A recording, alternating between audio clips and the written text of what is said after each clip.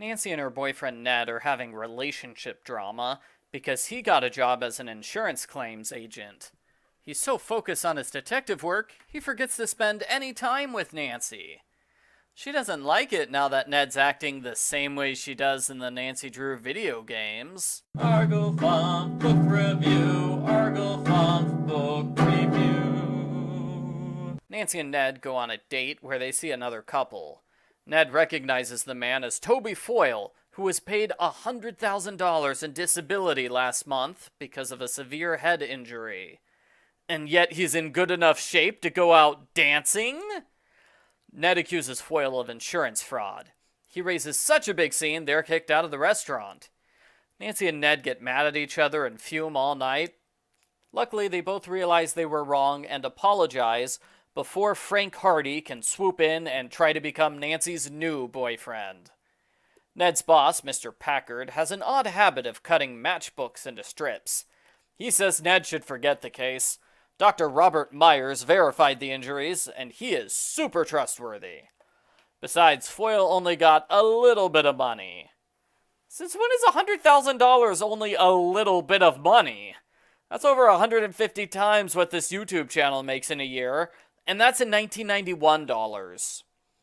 Ned follows Foyle for a bit. Foyle is murdered in a warehouse, and Ned is arrested as the prime suspect. Poor Ned. He was trying so hard to be the detective for once, and he ended up being the fall guy. Nancy and her friends agree to prove Ned's innocence.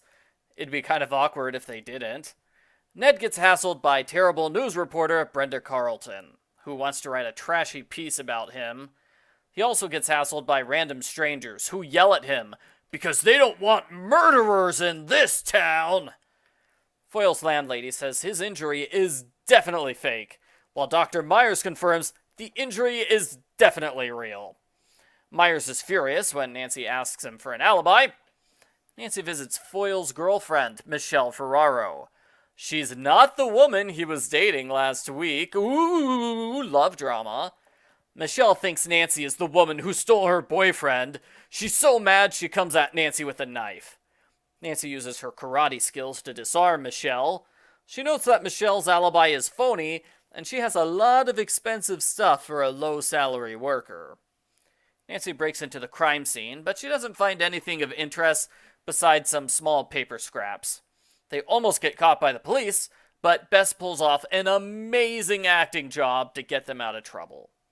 Michelle is seen near Nancy's car shortly before the culprit breaks in and rips it to shreds. Michelle has no alibi. In fact, her boss refuses to talk about what Michelle was doing just now. Ned apologizes to Nancy again. He confesses that he wanted to prove himself to her. That's why he was trying too hard at the detective business. It's a legitimately sweet scene, and it ends when the culprit tries to blow up Nancy's car. Luckily, the culprit has no idea how cars work, so it does no damage. The culprit drops a ripped-up matchbook at this crime scene. Nancy goes to the police and accuses Michelle. The police say Michelle has an alibi. She's been in jail ever since she was arrested for shoplifting this morning. Darn, and she was basically Nancy's only suspect. Nancy breaks into Dr. Myers' office, but she gets caught. Nancy pulls strings with Chief McGinnis and her dad's bank. They confirm Foyle and Dr. Myers both got a quarter of the insurance money. Where's the other half of the money? George figures this is not a one-time scam. Some research proves this is the third time Dr. Myers has signed off on an insurance claim that paid out. The culprit tries to run Nancy over, and Brenda bothers Nancy twice. Offhand, Brenda says an insurance employee must be in on the scam.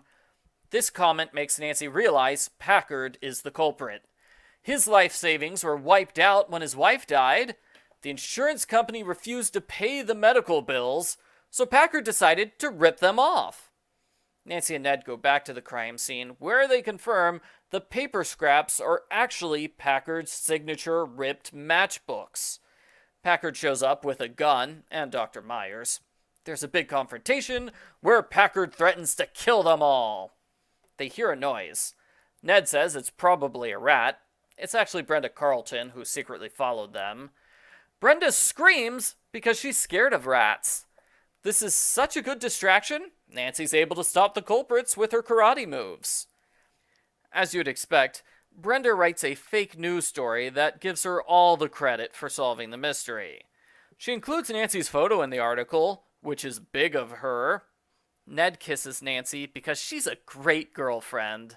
The end. Post-book follow-up. This book was great, and it has a lot of scenes with Nancy's friends and family. Ned's mother shows up a few times. How often does that happen? Really, the only thing I didn't like about the book was the relationship drama towards the start.